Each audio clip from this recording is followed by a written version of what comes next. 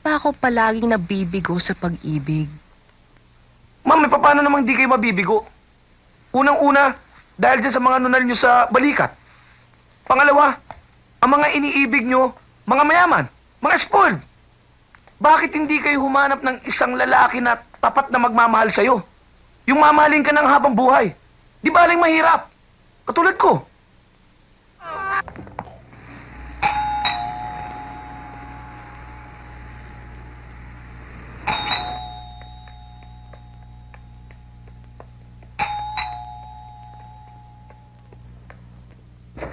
Oh, Ingrid, ano nangyari sa'yo? Sinaktan ako ni Gabi. Bakit? Hindi ko alam. It's just one of those things, Brenda. Alam mo na, away mag-asawa. Sabi ko na nga ba dito ka pupunta? Hindi naman sa nakikialam ako, pero bakit mo naman sinaktan yung kaibigan ko? Sa amin na lang yun. Anong sa amin na lang yun? Ba't hindi mo sabihin yung totoo? Na matingnan lang ako ng ibang lalaki, nagsiselos ka na. At kung hindi mo kayang bugbugin yung lalaki, akong binubugbog mo. Buti pa dito na lang tayo sa loob. Nakakaya sa ibang tenants eh. Dito na lang tayo sa loob. Hindi bale na, Brenda. Itong maliliit na tampuhan na ganito, sa bahay na lang dapat pag-usapan. Halika na. Ayokong sumama. Halika na, Ingrid. Hindi ako sasama. Ano ba? Sinabi ko na naman sa'yo na nabigla lang ako. Kaya ako lang naman nagawa yun dahil mahal kita. I'm sorry, okay? Ano pa bang gusto mong gawin ko? Lumuhod sa harapan mo? O sige, Ingrid, sumama ka na. Pero Gabi, please, promise, hindi mo na siya sasaktan. Sumama ka na.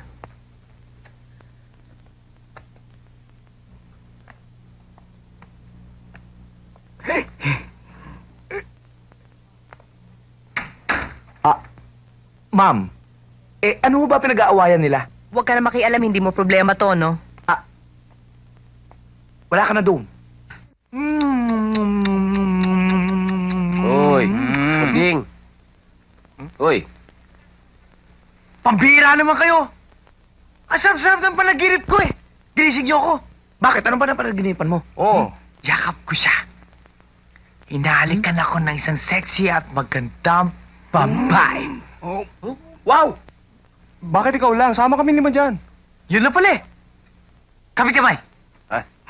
Pikit niyo ang mga mata niyo. At baka bumalik ako sa aking panaginip.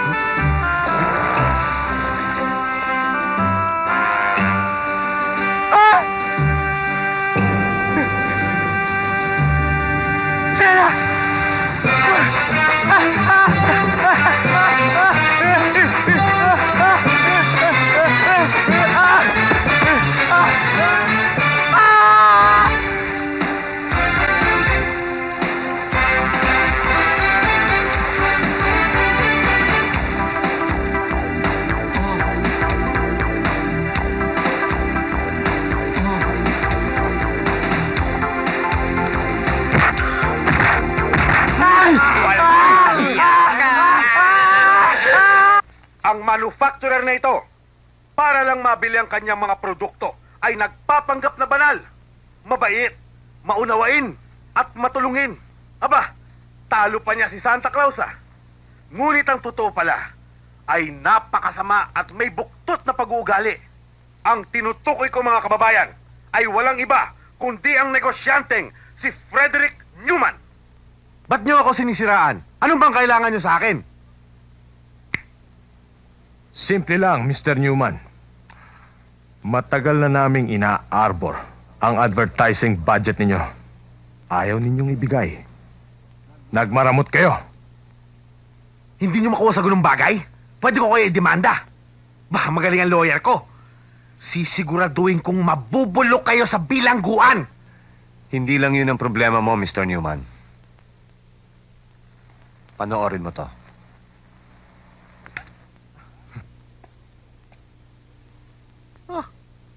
Ano to?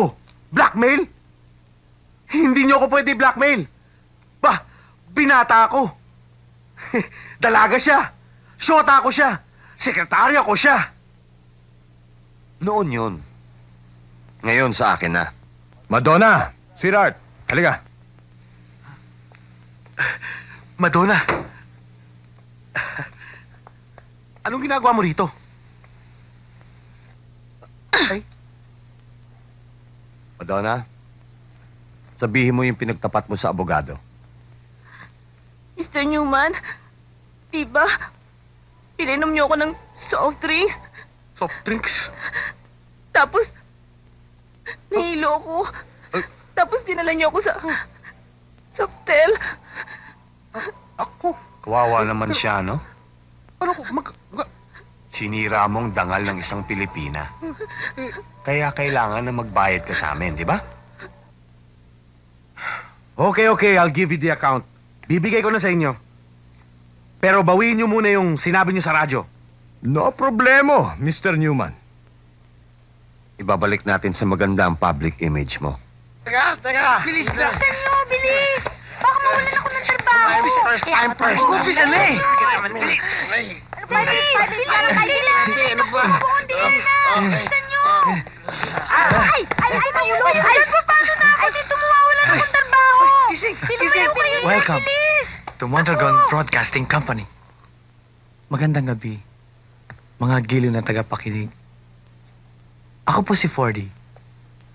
At ang unang awiting iaali ko sa inyo ay aking inihahandog sa isang babaeng gumising ng aking natutulog at pigang damdamin. Ay! Boss! Tinatawag niyo raw ho ako? Eh, eto na ho yung susi ng kotse niyo. Pinark ko na ho yung pajero niyo dun sa parking Salamat lot. ha.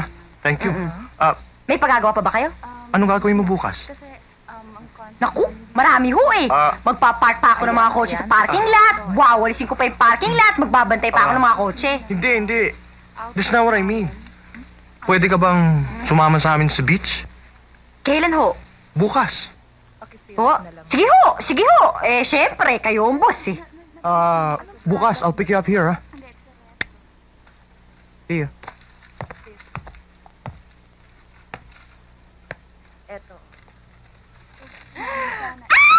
Ano ba yan? Nakakagulat naman ang pili ng babae ito. Sige.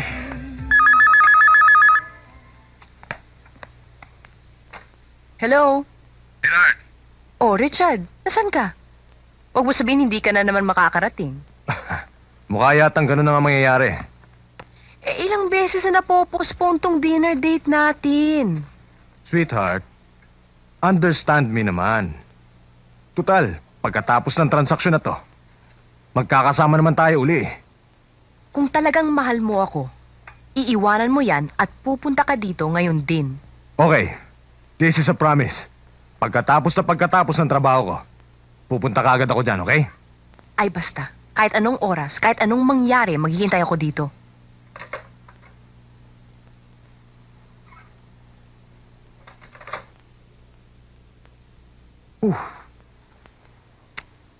Partner, baka pwedeng bukas ko napuntahan si Mr. Lee.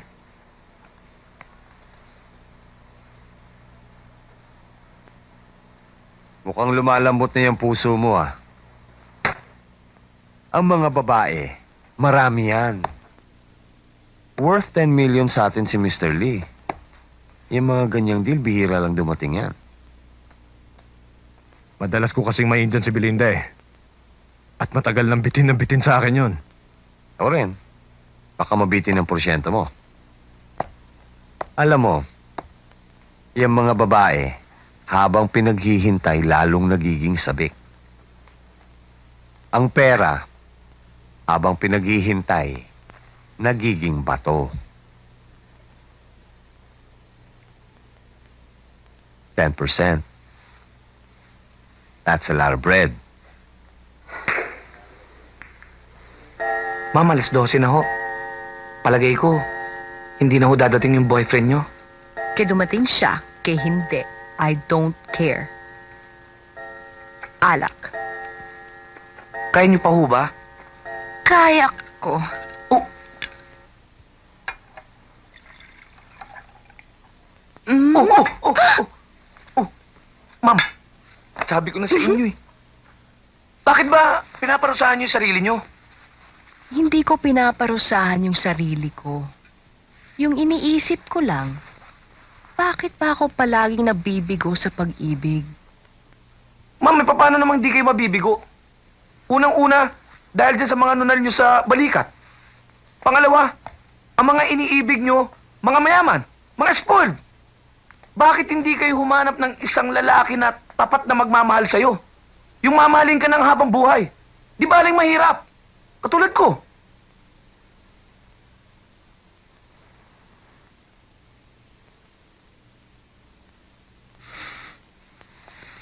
You have a point.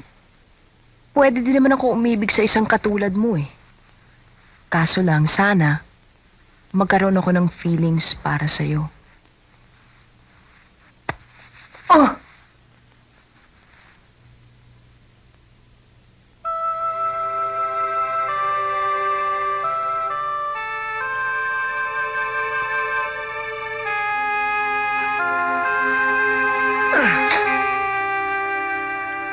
Good morning, Mom. Breakfast is ready. Kamusta na kayo, Ma'am? Ang sakit ng ulo ko. Paano nangyari to? Di ba suot ko to kagabi? Ma'am, basa kasi yung damit nyo eh. Kaya pinalitan ko kasi baka sipunin kayo eh. Binihisan mo ako? Oo, Paano mo ako pinalitan? huwag kang mag-alala. Habang pinapalitan kita, nakapikit ako. Sigurado ka ba walang nangyari? Wala. Alam mo, pag napamahal sa akin ng isang babae, iginagalang ko siya, nire-respeto. Hindi ko magagawa magsamantala. Mukhang masarap tong pagkain to ah. Oo, talagang masarap yan. Pero bago ako kumain, coffee muna para mawala yung hangover mo. Thank you. Alam mo, napaka-sweet mo talaga. Wala yun. Hindi talaga. Ay! Kayo na kayo. Ay! Ma'am, sorry. May kailangan ka? Bakit hindi na ba ikaw ang nagpa-park ng kotse ko? Gusto mong iparada ko pa yung kotse mo? Nakita mo na nga ang dami kong ginagawa. Kailangan paandalin ko pa tong coaching to. Tapos gusto mo asikasuhin ko pa yung kotse mo? Aba, sumusobra ka na. Oy, teka. Iniiwasan mo ba ako? Ha? Aba, kung babagayin mo ako, syempre iiwasan kita, no? Sandali lang. Gusto kita. Sandali. Gusto mo ako? May girlfriend ka? Gusto mo akong patusin? Tsaka isa pa. Tingnan mo nga ako. Tingnan mo ko.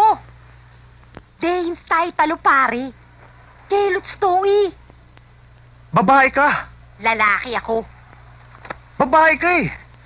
Lalaki ako. Babae ka. Babae ka. Lalaki ako. Babae ka. Babae ka, di ba? Di ba? Di ba? Babae nga.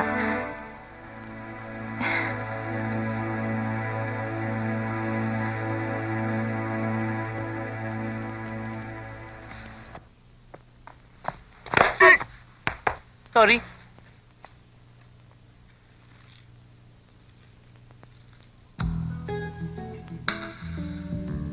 Hi, sa'yo yata ito. Oo. Thank you, ah.